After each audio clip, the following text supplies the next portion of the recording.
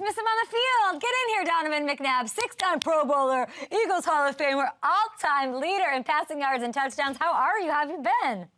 I'm doing outstanding. How are you? Great intro, too. I like that. It's been a while, but, you know, to see it, I guess, can remind my kids that I did play football back in the day.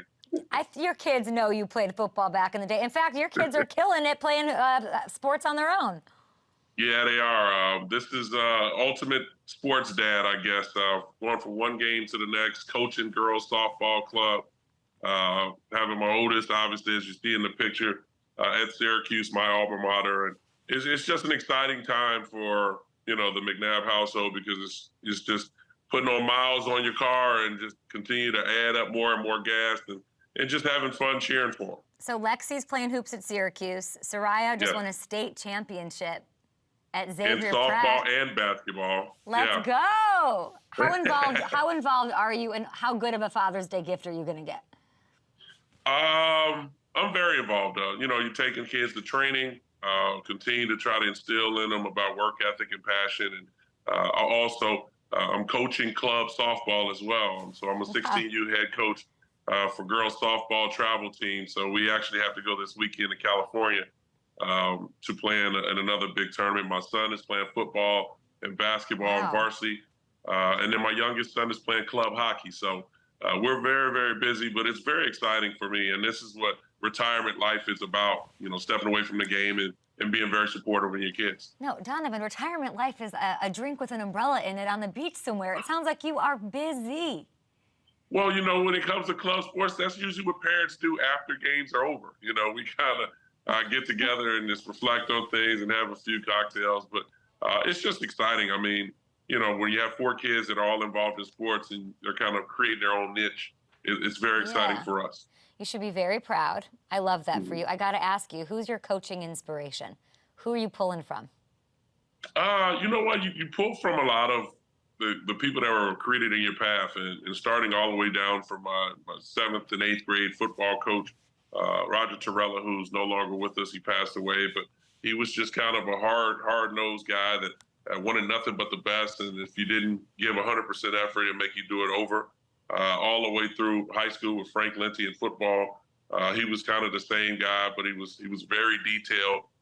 Going to college with Paul Pasqualoni and Kevin Rogers being my quarterback coach, to Andy Reid, just kind of asserting itself early on in my career, and then allowing the veterans and the core to kind of lead the charge and just continue to keep us on that path. And that's what you're seeing right now in Kansas City. What are you taking from Andy? What's one specific thing that you're taking from Andy? It's more of just continuing to stay confident, but being prepared. And that's the thing that a lot of people don't really realize when it comes to the success that he's having in Kansas City is those guys are well prepared for every situation that they're faced with. And I think for a lot of us as analysts, we look at the big picture. We wait and see for the result instead of understanding the process. And for them, obviously, losing Tariq and Tariq going to Miami, everyone thought that they would pretty much fall. And with no-name subtle receivers, they still kept the train moving, and he and Travis can continue to elevate that offense, and Pachenko running the football. And so I just think with Andy, it's more or less having that confidence that those guys are going to do their job because they prepared so well through the week that he allows them to just be themselves on game day. It's very thoughtful, and it's why why your kids are successful. You're imparting that sort of wisdom on them, but it's not just your kids that are creating a legacy. I mean, this coach vibe is a thing. Your nephew is Edmonton Oilers defenseman Darnell Nurse. He's headed to the Stanley Cup final, Donovan. It starts on Saturday, and don't be humble on me, Donovan. You've been a big player here. You've been a resource for him, helping him develop all the way through. You started training with him when he was 12 years old, I believe. Yeah. What is this like for you? Well, it's an exciting time because, you know, obviously he'll call and try to bounce some things off of me. Just kind of wanted some answers, and I'll check in on him. And like I called him last series when it was 2-2 and 3-2, and I told him, hey, listen, man, finish the deal, get them up out of the way so we can focus in on the next step. And he called me back and he's like, hey, we're moving on. Let's go. I'm like, let's finish it. Like, let's go ahead and finish this thing and hold that trophy up at the end. But I'm excited for him because of the work that he put in. You talk about once he came out here to Arizona to train with me at 12, 13 years old, and just continue to work extremely hard every time he comes out here to Arizona. He's putting in a lot of work in Canada during the off season, and for he and Draisaitl, as well as obviously McDavid, to be in this position, it just kind of attributed just their hard work and their leadership to lead their team to possibly winning their Stanley Cup. 10 years in, first Cup appearance. Unbelievable. Sending him all the love, wishing him all the best. They're really, really incredible. You had some great moments in your career. Let's get to Donovan McNabb now. I want to tell you, I don't think you get enough credit. I just want to show you a little something, since we're reliving the days here. This 4-touchdown performance you had on a broken freaking ankle in 2002. Andy Reid tries to convince Mahomes to come out of the 2023 playoff game against the Jags. What did you have to say to him to let you keep playing in this regular season game? Well, I think with Andy, he knew how high my pain tolerance was and that it wasn't going to affect me. And one thing you're not going to do is pull me out. If I can walk, I can play. And so it was just the way that I was raised, because, you just don't want to leave your team out there by themselves. And we've worked extremely hard to get to that point. And I think for me, it was just more or less just fighting through the pain. And I actually didn't think that I broke it. I thought it was just kind of a high ankle sprain. And so I was on the sideline stretching it. I had pretty much the Dan Marino spat job on my ankle. So I couldn't move much, but yet still I could move enough. And so, to win that game and then go in the locker room and hear the bad news that, that I broke my ankle, it wasn't a good feeling, but yet still, sat me out for about 8 weeks. And I came back for the playoff game, I think, against Atlanta. 6 weeks you were out. You come back, you win in the playoffs, take this team to the NFC Championship. Incredible. Why do you think your toughness wasn't talked about as much as it should? I don't know. Everyone picks and chooses what they want to talk about certain players. Toughness was one that I don't think anyone ever questioned. I think for me, it was whatever it is they felt at that particular time to talk about me. So I don't know. I mean, for me, I love the game. I run through a brick wall for the game. Yeah. That was just my passion. And so I just think for these young kids to learn a lot from the older or the past generation of players, it could take them a long way. But that's just kind of always been my mentality, is that, I was going to do whatever it takes to win the game. I mean, these young kids have these rules protecting them. You didn't. No. You didn't have any of that. You were extending plays and taking lots of hits. Well, it's funny you bring that up, because it's like when Tom got hurt, I forget what year it was when the Tom Brady rule was in effect. It didn't affect me. Like, if I moved in the pocket and got hit upside the head, the ref looked at me and said, "I thought you were scrambling." I'm like, I'm behind the guard. Like, there's no way I'm scrambling. I just got hit in the face by Chris Jenkins and his cast that he had on his arm. But, it's how they feel. I mean, everyone's ref different. And that's the wild part, because if you're so-called a mobile quarterback, they don't know when and should they throw the flag. But if you're sitting in the pocket and you get hit any type of way, or you get thrown down, which is weird to me when I see the flag comes out when the defensive tackle all of a sudden tackles the quarterback and puts his body weight on him. A 320-pound guy falling on a 215 to 20-pound quarterback, and that's a penalty. So I missed this era. I guess I was born too early. But yet still, you got to protect all the players. Got to protect all your players. I'm gonna take a little turn here. We're talking about you're a dad of daughters. You were talking about roughness, playing, what that looks like. I got to get your opinion on what's going on in the WNBA here. The NBA Finals starts tomorrow, and everybody's talking about WNBA, Caitlin Clark, all of that. Your daughters, I'm sure, have dreams or talk about this in your household. What are the conversations like? Well, this is the funny thing, because I have a niece that plays in the WNBA as well. Darnell's sister plays with the LA Sparks. So I've had Kia here training with me as well, and then her older sister played in college basketball as well. My wife played college basketball. So I've been watching the WNBA since, Rebecca Lobo, Lisa Leslie, Teresa Witherspoon, Becky Hammond, when Becky Hammond was playing in the WNBA. So I've watched from the past to this particular point. And so, when I watch the way that today's game is played, yes, it's physical. I mean, I coach softball now, but I coach club basketball back when my daughter was playing. And it's physical. It's a physical game, And so I think one thing that some people are taking this and running with it because of the play that happened to Caitlin Clark. Now, I will say this from a guy that's been watching the game.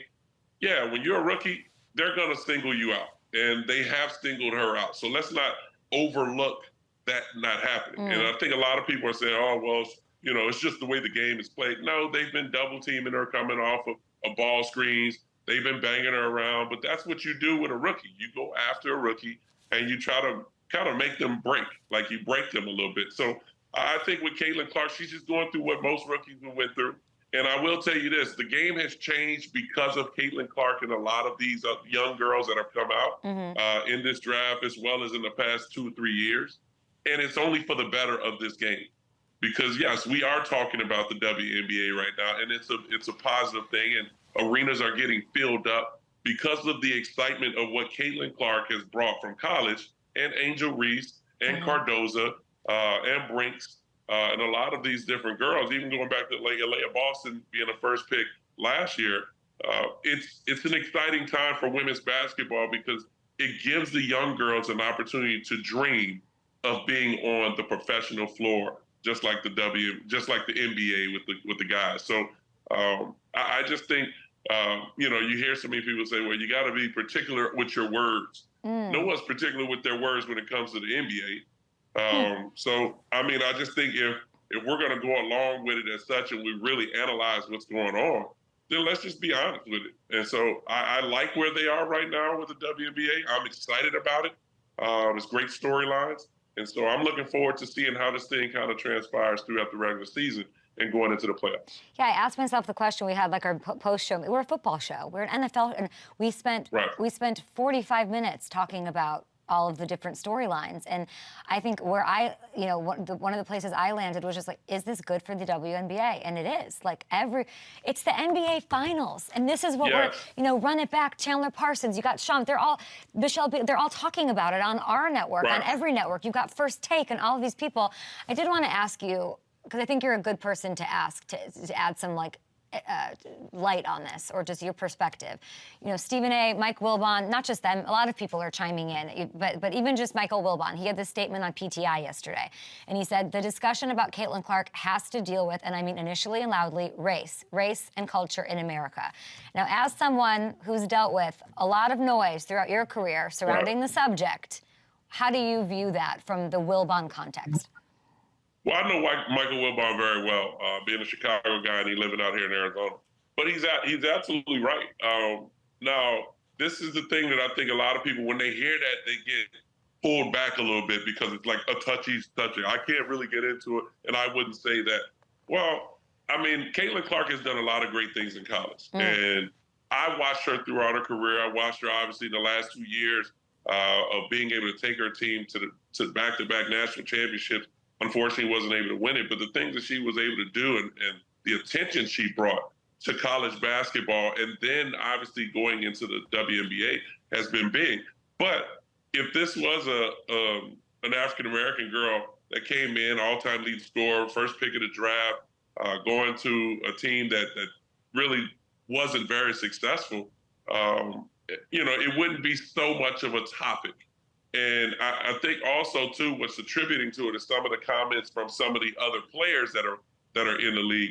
And so, and it's a lot of the African-American players that are making the comments about, hey, it's not all about one person. It's about all of us. And, people are talking about shoe deals. People are talking about contracts. It's just different things like that kind of add to it. But I think it does have a little bit to do with the attention that's going on right now, heavily, with a little bit of race. It's well said and really thoughtful. I mean, I hope you're dropping another podcast soon, the top 5 spot with Donovan McNabb, because these are really thoughtful answers. And I think you're speaking from obviously your experience, but also being a dad of daughters that are in pursuit of a career in the WNBA, which is the biggest thing right now. I can't believe I have you on my show for the first time, and we're it's an incredible thing that is only getting bigger and better. Can we talk a little NFL though? Absolutely. Hey, I'm well-rounded. I've done it all. I know that. I got to ask you about Tua. He talked about the current state of his contract deal with the Dolphins. He was asked about how he views the contract that Jared Goff got when it comes to his own. Listen to what he said. I mean, I'm not blind to people that, you know, are in my position that are getting paid. I'll tell you one thing, the market is the market. If we didn't have a market, then none of that would matter. It'd just be an organizational thing, you know? Didn't matter if that guy got paid that because it's up to the organization. So that's what I would say. The market is the market. That's it. I mean, he's not wrong. Market's the market. He's not wrong. Yeah, here's the highest paid quarterbacks. So take a look at these. When you look at this full screen and you hear what he has to say, if you're Chris Greer, the Dolphins GM, what would you pay him? I mean, first of all, let me go if I'm Tua, and I've been into a situation. I'm getting paid what the market values me to be getting paid. And the same with Dak Prescott. And the whole thing about it, which is funny, is we want to pick and choose who gets paid. But then when some of these guys in that list that you just showed, how many of those kids don't have a playoff win? Let's see. How many of those quarterbacks have never been to the playoffs? And so you look at Justin Herbert. Justin Herbert, we've been talking about Justin Herbert as if he was the up-and-coming Tom Brady. Justin Herbert doesn't have a playoff win. You know, Kyler Murray doesn't have a playoff win. Lamar and Jalen have done great things. We were talking Jared Goff when he came out with the Rams organization, and we thought he was just all for naught. Well, they thought that Detroit was going to draft Tua in that draft, but they decided not to, and Jared Goff has now elevated his game. And then I've been saying Joe Burrow's the second best quarterback in the league, but Joe Burrow can't stay healthy. And so if you can't make the club, you can't make the club in the tub. You know, so now what happens if this continues to happen in the next 2 to 3 years if Joe Burrow is hurt? So I just think for the way the market is valued the quarterbacks, and it's all really the league that's boosted all of this to happen. Because you forgot to even add Daniel Jones in that list, who's making over $40 million. And when he got paid, nobody really said much. And then it was like, wait a minute. What has he done? And so I just think for quarterbacks, when you come up and it's time and what we've seen a healthy Tua do with this organization, I think he deserves at least $50 million. So more than Jared Goff.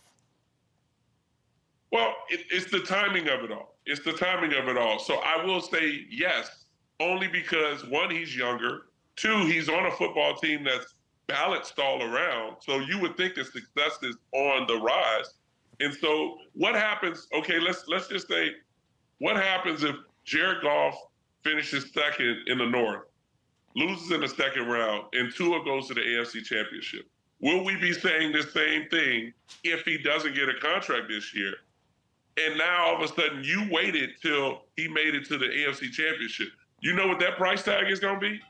It's going to be a whole lot more than what he's probably trying to get now. So I just think they better think about that at this particular point, because you just paid Waddle. Tariq Hill's looking for a new deal, and then you don't have your quarterback taken care of. Yeah, that sounds like nonsense to me. I will say Daniel Jones did win a playoff game, but I guess it was just like a 1 year. Yes, but was that really because of the back of Saquon Barkley, or was that because Daniel Jones played outstanding? It's a great point. I think the better point is so you're agreeing with Tua. The market's the market. It's timing. Yes. Get paid now. Yes. So if you're Chris Greer, you're saying let's pay him now. The number you're saying, and not let him wait it out and play the year. Well, I'm sure they're going to put some stipulations in that contract, obviously, with this injury history that we have with the concussion. But do you do a long-term deal, and do you do a 4-year deal with possibly voids in that 4th year? It depends on the length of the contract of how you go about it, I think. And then, you have to look at it with the concussion history. If this were to happen again, do you protect yourself as an organization? But I believe this needs to be handled going into training camp. I'm just dying that you didn't have any reason to take a shot at the Giants. You had to take a shot at the Giants. Well, I didn't mean it in that way to take a shot at the Giants, but I'm just saying when it comes to quarterbacks, everyone's going to bring that part up because of Daniel Jones being in that higher echelon with the money situation. Because, the same goes for right now. We're talking Tua. What do you think is going to happen in San Francisco if they start out going 6-0 or give or take 7-2? their quarterback's going to ask for a contract too, and Brock Purdy. And so, does he deserve that contract? That's the question that you're going to have to ask yourself. Well, I need you on my show every day. You're just, I'm like smiling ear to ear. This is such good stuff. Eagles, I cannot let you go without talking about the Eagles. That would be like I don't even know, I'd get like taken, my sports media card would get taken away. So yesterday there's this clip, I don't know if you saw it. It's Coach Sirianni talking about his interactions with Giants fans. And here's what he had to say. Take a look at this. You know, sometimes you see Giants fans around here with the, you know, being so close. And, you know, they give me a good, like, hey, go Giants. And I'd typically let it go. But if the guy gets me good enough, I usually say, you know, got your best player. What do you make of that? How real is this rivalry? What do you make of that? And I like hearing that from Coach. I mean, was he lying? I mean, we did get Saquon Barkley. So I just think, I mean, because that's kind of when you live by the turnpike and you're in Philly, or most players live in Jersey. So it's split a little bit of Giants fans to Eagle fans. And yeah, we've all got that conversation, or we had comments that were made by some fans. But it's exciting. As far as him saying that, it is hilarious, but he's kind of right. So it'll be interesting to see kind of how things continue to propel with this rivalry. And then also you look at just kind of how the division looks at this particular point. With new coaching staff, new ownership, new management, everything in Washington, to the Giants kind of trying to turn things around, not drafting a quarterback high, and having a full confidence in Daniel Jones. So it's going to be really interesting to see how things happen. Because look, I mean, you look at where Philadelphia is at right now. Kellen Moore is the new offensive coordinator. They got a new coordinator on defense in Fangio. So I just think really where the Eagles are, they're in a great place. But is this going to be a slow start? Or is this going to come out from what we've seen with Kellen Moore of how he called plays in Dallas to what he did with the Chargers? You know, can Jalen Hurts pick up on this offense and spread the ball around? Because one thing that Kellen Moore is not known for is running the football. And so when you have Saquon Barkley, you're going to have to run the football because you're just leaving a situation with the Chargers. They had a 1,000-yard running back in Swift. Mm-hmm. So now you bring Saquon in there. Yeah. And if you think you're going to throw the ball 35, 45 times a game and give Saquon 12 carries, that's not going to work. I mean, you had what? How many OCs did you have? 5 in 13 years? You're the best person to hear this from. Kellen, and you can speak to the importance of what Kellen has got to show up. Kellen has to show up where this offense is built around his talent, not you just bringing your playbook and say, hey, this is what we're going to run. You're going to bring this playbook, but you're also going to diagnose it and change it to cater to the talent that you have.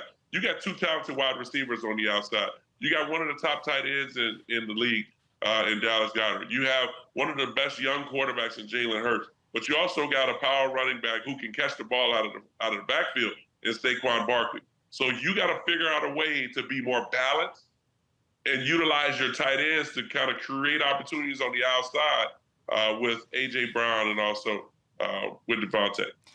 I am saying Kellen had a top 10 run offense 3 times in 5 years as an OC. Maybe he brings it. Maybe he listens to what you're saying. Unleash Saquon, do the thing that Nick Sirianni is saying y'all took. That's amazing. I can't let you go without asking about Kyle Shanahan. You brought up Washington, new leadership, all of that. He was your OC, one of the 5 in 13 years that you had, which is just insane. He's 2-2 in the NFC Championship. He's 0-4 in Super Bowls. You know, you and Andy Reid had a tough time breaking through in Philly. He figured it out in KC. What is sort of the hiccup that you see in Kyle that he needs to finally break through? Well, he's got to make the adjustment. He has to change. And one thing, talking to Andy and just we have that relationship where we just kind of bounce a lot of stuff off. He learned from our reign in Philadelphia of how to kind of go about it. And he was able to get over the hump and put himself in those positions. And I think for Kyle, he's got to find a way to change. And, it's certain plays and games that, they call and it's like, oh, why'd you call that? Or you find yourself in a position where you can secure the win and you just don't. So I just think for Kyle at this particular point, regular season, he does a dynamic job. playoffs, excellent, but you just got to find a way to change to get over that hump. Change what, Donovan? Change what? Well, I mean, there's something that's probably so minute that we probably don't focus in on. It could be calling a timeout in the right situation. It could be running the football. Well, remember when he was in Atlanta, it was run the football against New England and neutralize the clock and get the first downs and keep the chains moving. He decided to throw the ball, get sacked, fumble. Obviously goes the other way. Momentum shifts. Winning, San Francisco, winning. People blame Garoppolo and the post throw that he missed. But there were plays in that game where you were up by double digits and you just didn't secure the win.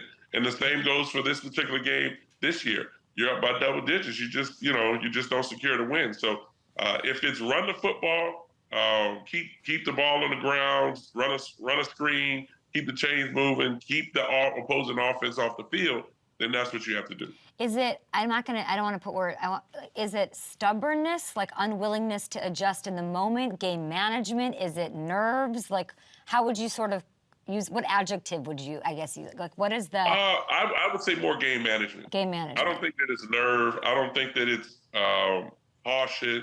I think it's more of just game managing. So interesting. Just managing the game in those tight situations. If it's beginning of third quarter, if it's the middle of the fourth, whatever it may be, it's just that game managing where it comes to just those one or two particular plays that could change the game. And you never know, it could create an explosive play down the road in that drive. You just never know. And it's just, that's when you see like the teams like New England and the success that they had with Tom, to San Francisco and their runs, Dallas in those runs, whatever it may be. It's just kind of changing something so small that can get you over the hump. Mahomes is so special, but Andy changed, when I watched this as a fan, he adjusted everything to tailor and cater to his quarterback. So it's Correct. like Kyle's got to find that, whatever that thing, it's hard because the quarterback's different, but there's something, that's at least what I see when I look at Andy. I can't figure out the Kyle thing. And then But think of this, yeah. you just brought up something that's really big that not a lot of people talk about. Now, when Andy drafted Patrick Mahomes, Patrick was more of a gunslinger, where it was like, I compared him to Brett, but he wants to compare him to me. I wasn't a gunslinger. And so what he did was he brought that down to the point where he trusted more of his checkdowns, and obviously he and Travis have a great chemistry.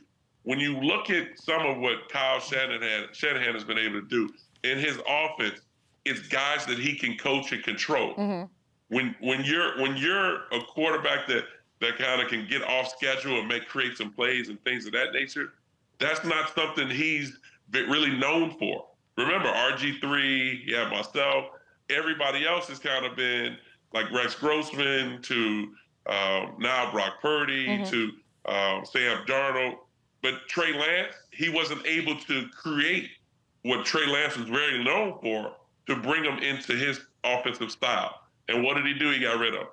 And so it's more or less allowing your quarterback to open his game up a little bit more instead of, kind of puppetizing him and sitting there and be like, no, that ball's got to go here. No, you got to, it's like, I missed him. Let me pick up 5 yards. Let's go to the next play. Donovan, you're incredible. Listening to you is incredible. I mean, does Brock Purdy have that? I've seen him scramble. I believe so. I mean, I watched Brock when he was in high school here in Arizona. Oh. I think he has that. And you've seen that him get out the pocket and pick up yards in the NFC Championship and also in the Super Bowl. He has that ability. But he also will sit in that pocket and hold it because he's waiting on something to happen instead of just being an athlete. Hey, that clock is going. You got to get out that pocket and get what you can and go to the next play.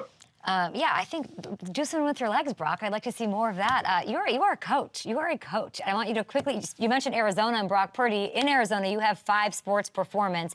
You are helping develop our future next great quarterbacks. Tell me how.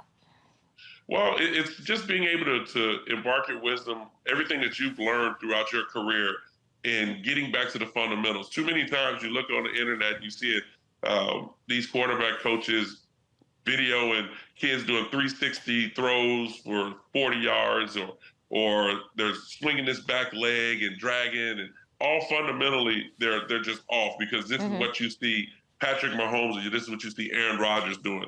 So we're going to teach that. No, that's not how the game is played. When you got pressure in your face with a 295-pound guy who can run a 4.6, that ball's got to go. And so you have to be able to get it out with timing. Your footwork has to be tight enough where you're able to create that big play. And if nothing is there, utilize your legs. And I think a lot of times our young kids are not able to read the defense and be able to construct where they're going to go with the football because coaches are telling them where to go. Coaches are drawing up play. Hey, you got to throw it here. You got to put it here, instead of allowing them to read the defense and be able to see where they're going to go by utilizing their feet.